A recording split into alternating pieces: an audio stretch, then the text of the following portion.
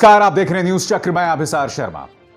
आप में से जो लोग किसान को गाली देते हैं, उसे खालिस्तानी बताते हैं, उसे देशद्रोही बताते हैं, आप जानते हैं उसके साथ आप कितना बड़ा अत्याचार करते हैं, कितनी बड़ी ज्यादती करते हैं। आज जब उस किसान ने भारत बंद का आह्वान किया है, उसका वक्त आप जानते हैं क्या था? सुबह के 11 या दोपहर से 1 घंटे पहले 11 से लेके 3 बजे तक, सिर्फ 4 घंटे का। क्यों आप जानते हैं?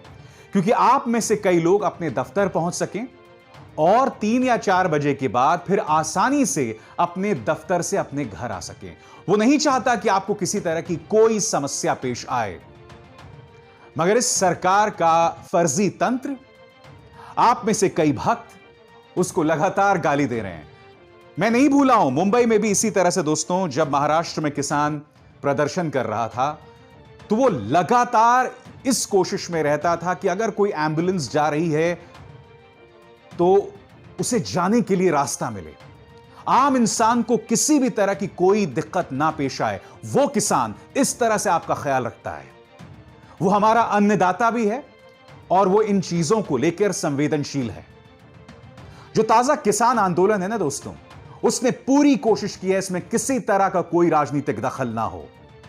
यह बात अलग है कि इस मुद्दे को लेकर इस वक्त तमाम राजनीतिक दल उसके समर्थन में आ गए।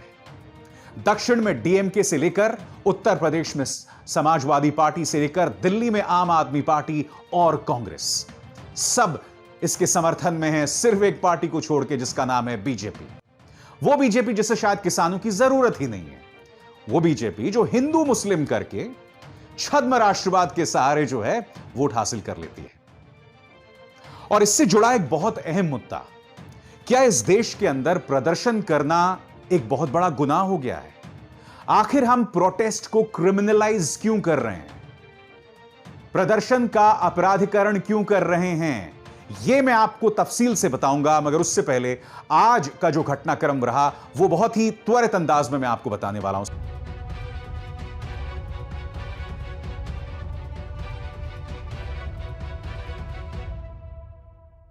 सबसे पहले देखिए यह तस्वीर। यहां पर आप देख सकते हैं किसान इस वक्त सड़क पर मौजूद है और यहां पर NH24 पर पूरी तरह से बंद है दोस्तों। अब यह देखिए, हमारे संवाददाता अमय तिरोडकर, न्यूज क्लिक के संवाददाता अमय तिरोडकर ने यह तस्वीर महाराष्ट्र की भेजी है और यहां पर आप देख सकते हैं संपूर्ण बंद है। अब यह वीडियो देखिए, यह महाराष्ट्र के अहमदनगर, अकोले अहमदनगर का है और यहां पर दुकानें पूरी तरह से बंद हैं। यहां पर पत्रकार साहिल मेंगानी ने यह वीडियो अपने ट्विटर पर पेश किया है और वो इस वीडियो के जरिए बता रहे हैं कि इस वक्त चांदनी चौक में पुलिस जो है वो गश्त लगा रही है और चांदनी चौक के अंदर भी किसानों के बंद का असर दिखाई दे रहा है। मैं एनडीटीवी देख रहा था, जहां मैं देख रहा था कि उत्तर प्रदेश में भी कई जगहों पर इसका असर जरूर दिखाई दिया है। सीपीएम पोलित ब्यूरो की सदस्य सुहासनी अली के घर के बाहर ये 2 पुलिस वाले क्या कर रहे हैं, जो उन्होंने अपने ट्विटर हैंडल पर लगाया है? बताइए, आखिर इस तरह से राजनेताओं के घर के बाहर पुलिस को बिठाने का क्या मकसद है? आम आदमी पार्टी तो यह भी दावा कर रही है कि कल ही से दिल्ली के मुख्यमंत्री अरविंद केजरीवाल को नजरबंद करके रखा गया है। हालांकि इस बयान के मुताबिक ऐसा कुछ नहीं हुआ है। डीसीपी ने उनके इस बयान का पूरी तरह से खंडन किया है। अब इस मुद्दे पर मैं कुछ और चीजें भी आपके सामने पेश करना चाहूंगा दोस्तों। न्यूज क्लिक आपके सामने इस हड़ताल की, इस भारत बंद की पल पल की खबरें दिन भर लाता रहा। एक एक करके मैं आपके सामने खबरें पेश करना चाहूंगा। केरल में कई जगहों पर, कई सरकारी दफ्तरों में प्रदर्शन किए गए, रैलियां निकाली गईं और यह भी खबरें सामने आ रही है कि उत्तर प्रदेश में कई जगहों पर हाईवेज को ब्लॉक किया गया और कई कर्मियों ने हड़ताल में वो शामिल हो गए हैं। मुंबई में डब्बावाला एसोसिएशन का कहना है कि ये जो नए कानून ला रही है मोदी सरकार, उससे किसान बर्बाद हो जाएगा। कर्नाटक में भी प्रदर्शनकारियों का असर दिखाई दिया, न्यूज क्लिक की ये खबरें बता रही हैं। इसके अलावा एएनआई की ये तस्वीरें बता रही हैं कि जो प्रदर्शनकारी हैं उन्हें गुवाहाटी में पुलिस ने गिरफ्तार कर लिया। बिहार में आरजेडी के प्रदर्शन के चलते वहां पर ट्रेन्स और सड़क पर यातायात पर बुरा असर रहा, उस पर खासा असर दिखाई दिया। कन्याकुमारी में भी आप देख सकते हैं बंद का संपूर्ण असर रहा। यहां पर विपक्ष और व्यापारी दोनों एक साथ आए और उन्होंने इस बंद का साथ दिया, जिसका असर आप यहां पर देख रहे हैं। जम्मू में भी मेरी सहयोगी सागरिका किस्सू बता रही हैं कि वहां पर जो ट्रांसपोर्टर्स एसोसिएशन है वो इस हड़ताल में, इस भारत बंद में शरीक हुए। शरीक ही नहीं हुए, उन्होंने किसानों के साथ अपनी पूरी ताकत, अपना पूरा दमखम का इजहार किया।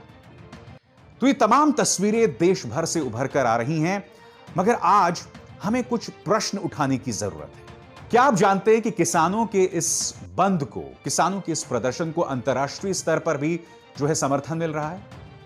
यह खबर आपके स्क्रीन पर। संयुक्त राष्ट्र ने कहा है कि हम किसानों के शांतिपूर्ण आंदोलन का समर्थन करते हैं।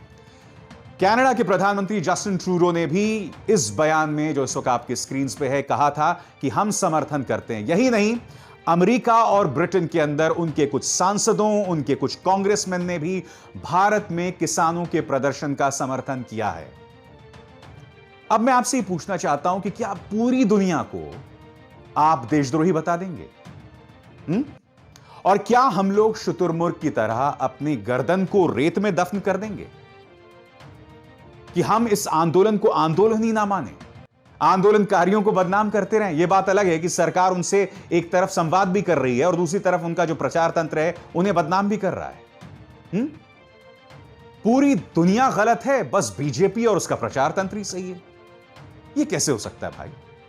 किसान, आप जानते हैं सरकार पर क्यों भरोसा नहीं कर सकता, उसकी मैं आपको दो छोटी छोटी मिसालें बताऊंगा। सबसे पहले आपकी स्क्रीन पर दोस्तों एक खबर है। यह खबर गुजरात में पेप्सिको कंपनी और किसानों के बीच चली जंग को लेकर है।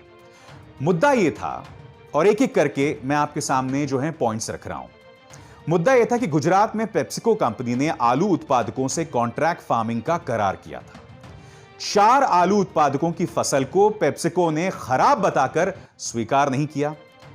तो जो फसल पेप्सिको ने नहीं ली, किसान ने उसे बाजार में जाके बेच दी। पेप्सिको ने इसके लिए इन किसानों को, इन चारों उत्पादकों को अदालत तक ले गई और करोड़ों रुपए का हर्जाना भी उन पे ठोका। अब आप मुझे बताइए, किसान आखिर इन धन्ना सेठों पे, इन बड़ी बड़ी कंपनियों पर भरोसा कैसे करें? और शुक्र है उस वक्त आसपास चुनाव थे, इसलिए पेप्सिको पर सरकार ने दबाव बनाया और पेप्सिको ने अपना केस जो है किसानों के खिलाफ जो था वो वापस ले लिया। यह तो पहली मिसाल हुई कि किसान क्यों बड़ी बड़ी कंपनियों पर विश्वास नहीं कर सकता या सरकार पर विश्वास नहीं कर सकता। दूसरी बात पश्चिमी उत्तर प्रदेश की, और यह मुद्दा है गन्ना किसान बनाम चीनी मिल का। गन्ना किसान और चीनी मिल के बीच करार होता है जिसमें तय समय में किसान को फसल बेचनी होती है और उसे उसका पैसा भी मिलता है। मगर जैसा कि देखा गया है, पश्चिमी उत्तर प्रदेश के किसान हमेशा आंदोलन करते रहते हैं क्योंकि यह चीनी मिल और सरकार उन्हें समय पर पैसे नहीं रिलीज करती, उन्हें पैसे नहीं देती। तो यह तो सिर्फ 2 छोटी छोटी मिसालें हैं। किसान आखिर इन धन्ना सेठों पर और सरकार पर एतबार क्यों करे? आप जो बोल रहे हैं उस पर आखिर वो एतबार क्यों करे? एक तरफ आपने एक ऐसी व्यवस्था नहीं बनाई है जिसके जरिए किसान आप पर भरोसा कर सके, दूसरी तरफ जब वो अपनी मांगों के साथ मैदान में उतरता है तो आप उसके प्रोटेस्ट को क्रिमिनलाइज कर रहे हैं, उसको अपराधी बता रहे हैं, उसको देशद्रोही, अराजक, अर्बन नक्सलाइट बता रहे हैं। आज इन 2 प्रदर्शनों पर निगाह डालिए। आपकी स्क्रीन पर अन्ना आंदोलन और निर्भया आंदोलन। सोच की भी सेहरन पैदा होती है दोस्तों कि अगर यही आंदोलन 2015 के बाद हुए होते या पिछले 1 साल में हुए होते तो इस सरकार का तंत्र उन्हें बदनाम करने के लिए क्या क्या नहीं करता। चलिए, अंधा आंदोलन तो मान लिया, उसके पीछे खुद आरएसएस कहां था, विवेकानंद फाउंडेशन कहां था, मगर ये लोग निर्भया तक को बदनाम करने से नहीं चूकते। इसलिए तो मैं कह रहा हूं कि आज अपने हक की बात करना एक अपराध हो गया है। और इसकी एक छोटी सी मिसाल है हाथरस में जिस गुड़िया के साथ कथित बलात्कार और हत्या हुई थी, उसके परिवार के साथ जिस तरह का अत्याचार किया गया, उन अत्याचारों की तमाम हदों को प्रशासन ने पार कर दिया। वो एक छोटी सी मिसाल है। मगर आज मैं आपसे कुछ पूछना चाहता हूं और यह सवाल सरकार से है, उसके समर्थकों से है और स्वयं प्रधानमंत्री से है। इसमें दो राय नहीं है कि बैलेट बॉक्स या ईवीएम की जंग भारतीय जनता पार्टी लगातार जीत रही है और इसकी दो मिसालें आपके सामने हैं। हैदराबाद में भारतीय जनता पार्टी ने जिस तरह की छलांग लगाई, 4 से 47-48 सीटें, और बिहार में भी जिस तरह से नीतीश के साथ उसने सरकार बना ली। यानी कि ईवीएम की जंग प्रधानमंत्री लगातार जीत रहे हैं। मगर दिक्कत यह है कि जहां वो ईवीएम के जरिए लोगों की आवाज सुन रहे हैं, मगर असल में उन्होंने लोगों को सुनना बंद कर दिया है। उनके आलोचकों के लिए वो इस शब्द का इस्तेमाल करते हैं, वो है खान मार्केट गैंग। जी हां, बगैर किसी संवाद के कश्मीर में से धारा 370 को हटा दिया जाता है, कश्मीर का दर्जा एक यूनियन टेरिटरी का हो जाता है और उसके हवाले से पूरे देश में, खासकर जो हिंदी स्पीकिंग स्टेट्स हैं, वहां पर सियासत होती है। उसे सरकार के दमखम का एक परिणाम बताया जाता है। कश्मीरी को पूरी तरह से दफन कर दिया जाता है, दबा दिया जाता है, उसके प्रदर्शन को दबा दिया जाता है। वो कश्मीरी अगर प्रदर्शन करता है तो उसे देशद्रोही बताया जाता है। कश्मीर मेरा अभिन्न अंग है, मगर कश्मीरी मेरा अभिन्न अंग नहीं। ये दोहरे मापदंड इस प्रचार तंत्र में दिखाई देते हैं।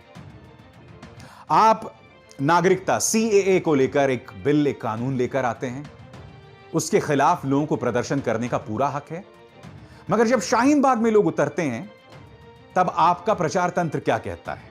खुद गृह मंत्री अमित शाह कहते हैं कि बाबरपुर में बटन दबाइए और आवाज जो है शाहीन बाग में सुनाई दे। इन चेहरों पर गौर कीजिए। आपके सामने प्रवेश साहिब सिंह कहते हैं, अगर शाहीन बाग की जनता को खुला छोड़ दिया गया तो ये लोग हमारे घर में घुसकर हमारी बेटियों का बलात्कार करेंगे। ये हमारे ही देश के लोग हैं, प्रदर्शन कर रहे हैं, उनको आप वहशी बना रहे हैं। अपराधीकरण तो बहुत दूर की बात है, उनको आप एक राक्षस के तौर पर पेश कर रहे हैं। देश के गद्दारों को गोली मारो के नारों का परिणाम आपने देखा। जामिया में किस तरह से यह शख्स गोली चला रहा था, या शाहीन बाग में यह शख्स बंदूक लेकर पहुंच गया था, पिस्तौल लेकर पहुंच गया था।